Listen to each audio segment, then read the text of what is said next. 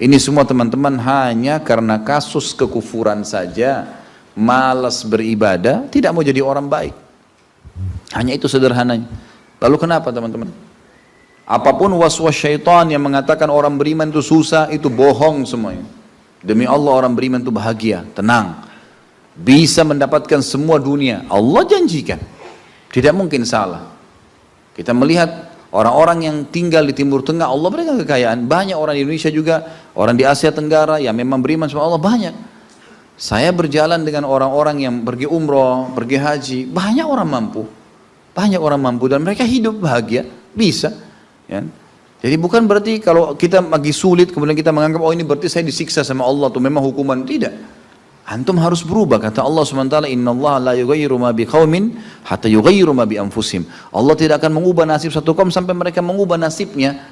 Maksud daripada ayat ini adalah, kata sebagian ulama, kalau seseorang muslim dia memohon, merengek, mengadu sama Tuhannya dan meminta apapun sampai dia minta menjadi seorang raja dunia, akan dikabulkan oleh Allah asal dia mau mengubah dirinya. Lalu Allah akan bukakan kepadanya peluang-peluang untuk mencapai apa yang sedang dia minta itu.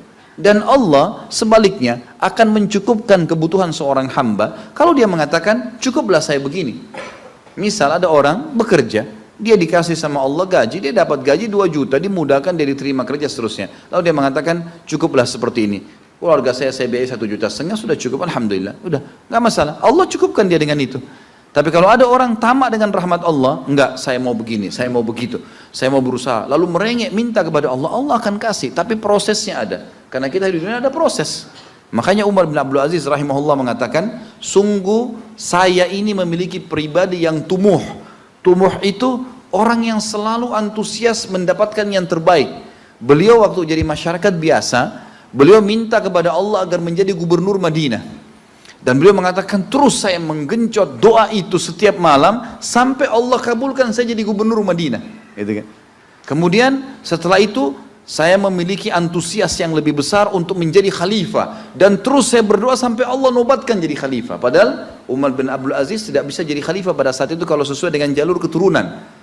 Semestinya ada orang lain, dia memang keturunan Bani Umayyah, tapi bukan dia semestinya pada saat itu menggantikan khalifah. Tapi subhanallah sebelum meninggal khalifah sebelumnya, menulis surat bahwasanya yang datang setelah saya adalah Umar bin Abdul Aziz, padahal bukan dia. Makanya setelah Umar bin Abdul Aziz meninggal, kembali kepada keturunan raja yang pertama.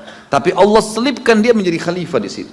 Dan dia mengatakan saya mendapatkan semua apa yang saya inginkan dengan tumuh saya, dengan antusias saya yang besar, dan saya mohon kepada Tuhan saya sampai Allah kasih. Jadi Allah kasih teman-teman sekalian. Tapi bagaimana kedekatan antum kepada Allah subhanahu wa ta'ala? Bagaimana kita merengeknya dengan Allah? Bagaimana kita memohonnya dengan Allah? Tidak ada yang mustahil. Coba terus minta sampai Allah kasih. Karena setiap seseorang hamba mengucapkan Rabbana atau Allahumma, atau kita mengatakan dalam maksudnya ya Allah, wahai Tuhanku. Begitu kita mulai memohon, itu sudah ada garis startnya ucapan kita. Ada garis finishnya. Tinggal antum sabar sampai garis finish enggak? Banyak orang berdoa baru pertengahan sudah berhenti dengan alasan Allah belum kasih. Allah mau lihat ini orang benar nggak, serius nggak. Sama rasionalnya gini, kalau kita kuliah, begitu kita sudah daftar kuliah, sudah ada kan prediksi kita 4 tahun tamat S1 kan? Oh iya semester 1, semester 2, semester 3, sampai semester 8 misalnya. Ini yang saya tahu pada saat kami S1 di Madinah begitu ya. 1 tahun 2 semester, 1, 2. Tahun kedua 2, 3 dan 4 sampai semester 8 selesai S1. Baik, kita begitu daftar pertama sudah tahu saya akan kuliah 4 tahun nih. Kalau saya lulus selama 4 tahun saya akan lulus menjadi S1. Kita sudah tahu kan. Kalau ada orang baru tingkat 2 sudah berhenti kuliah, dia sendiri berhenti. Itu sama rasionalnya orang kalau berdoa tuh. Kalau merengek sama Allah. Sabar sampai titik klimaksnya, kita akan dapat ijazahnya, kita akan dapat apa yang kita inginkan, gitu kan? Tapi kalau orang terburu-buru, tergesa-gesa, dia tidak dapat. Jadi selalu tamak terhadap rahmat Allah. Dan itu bagian daripada ibadah. Allah SWT menyuruh kita tamak dengan rahmatnya. Ya. Kita disuruh berdoa dengan khaufan wa tama'a. Khauf, takut dengan azabnya Allah, jangan masuk neraka, dan tamak terhadap rahmat Allah. Minta terus agar Allah SWT memberikan kepada kita rahmat yang luas, ditambah, diberikan karunia. Antusias teman-teman sekalian. Orang mukmin itu selalu optimis. Tidak ada kata-kata pesimis, tidak ada kata-kata putus asa, nggak ada kata-kata dendam. Berlalu, qaddarallah ma syaa fa'al. Allah sudah takdirkan dan sudah terjadi.